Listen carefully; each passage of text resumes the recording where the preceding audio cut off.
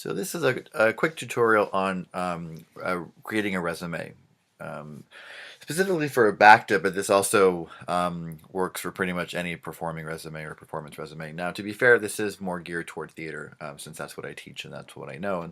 And but you could certainly tweak this for if you're a student in vocal music or production design. So, first things first is your name should be the biggest thing on the resume, and it should be in the boldest type. All right. So the rest of the font here is, I think it's 12 point. You don't really want to go below 11, but this is 12-point font. Your name should be 16, 18, or 20.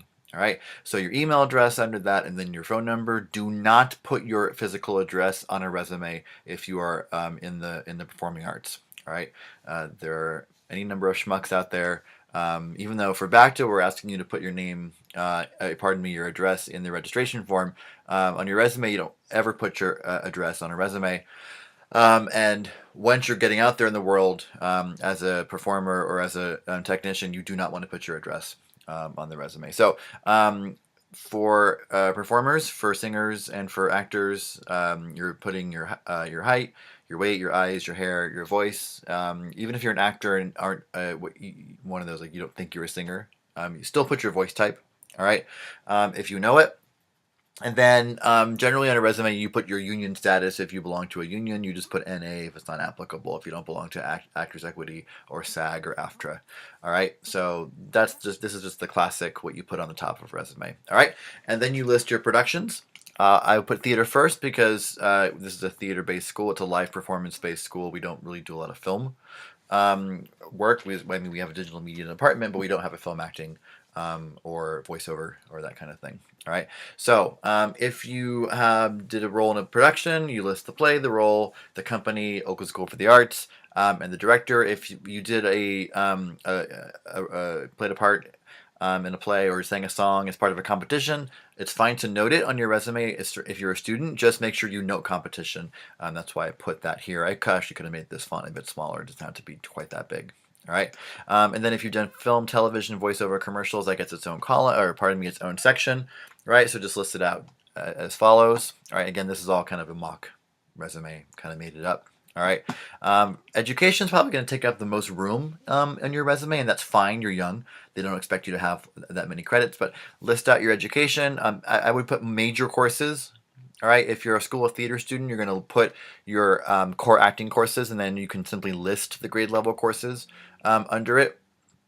But for those core acting courses, you're going to want to list specific topics and texts because that can start a conversation with a college. So let's say you put on your resume that you've done psychological gesture, and the college rep can go, "Oh, well, you've done that. Let's talk about that." Right? Or if you're a singer, if you've learned a particular technique, if you know IPA.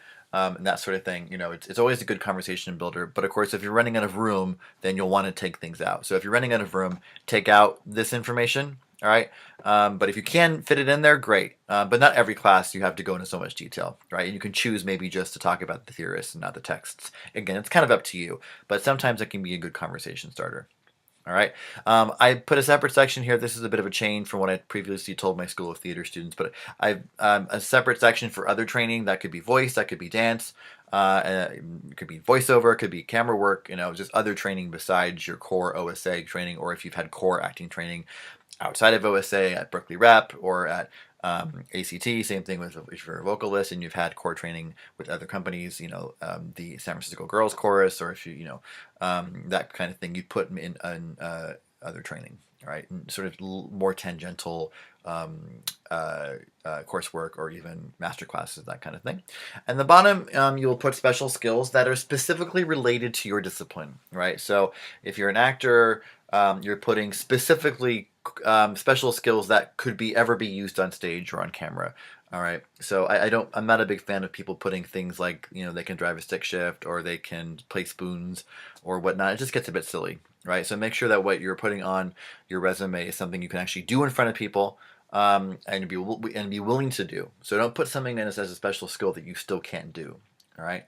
So that's just sort of the basic format for resumes. I've posted this format on my blog, so teachers.oakarts.org /tilde M Travisano. It's just my teacher blog. There's a BACTA link on that blog. I've created it as if it were a class. Just click on it, and you'll find a blog post that has this resume format.